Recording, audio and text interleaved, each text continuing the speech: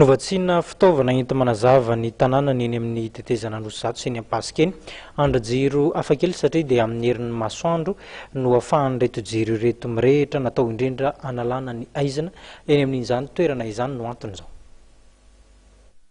Mitohy hatrany ny fiaraha-miasa eo amin'ny firenena malagasy sy ny firenena sinoa ary efa andalana ankehitriny ny atrikasa famatsiana jiro ho an'ireo lalana izay tsy misy izany.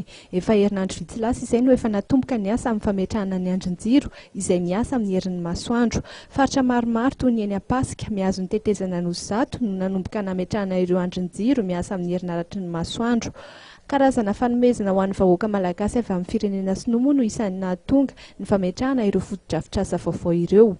Sahana tokoa izany fa nisy fiaraha-miasa teo amin'ny fitondram-panjakana malagasy sy ny fitondram-panjakana sinoa.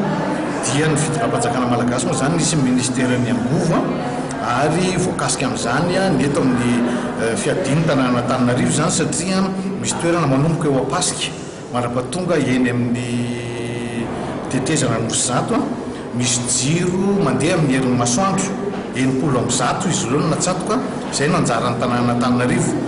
Dia any amin'ny faritanin'ny Toamasina any Manoro misy an'izay koa dia any Fenorivo amin'ny lalana route nationale makany Rivomamy iny misy an'izay. Anjarantsika eto Antananarivo zany 70 mielan'elana 520 metatra ka ny didy sy andraikitra napetraka aminay tompona andraikitra eto amin'ny tanàna Antananarivo ary anaovana antso ihany koa ny fiarovana sy fitandremana an'ireo foto-drafitr'asa napetraka eny amin'ny faritra Andohatapenaka iny zany. Isan'ny atrikasa iray entina indrindra ampihenana ny fandaniany ipona eo amin'ny herinaratra no isan'ny nahatonga ny fanampiana.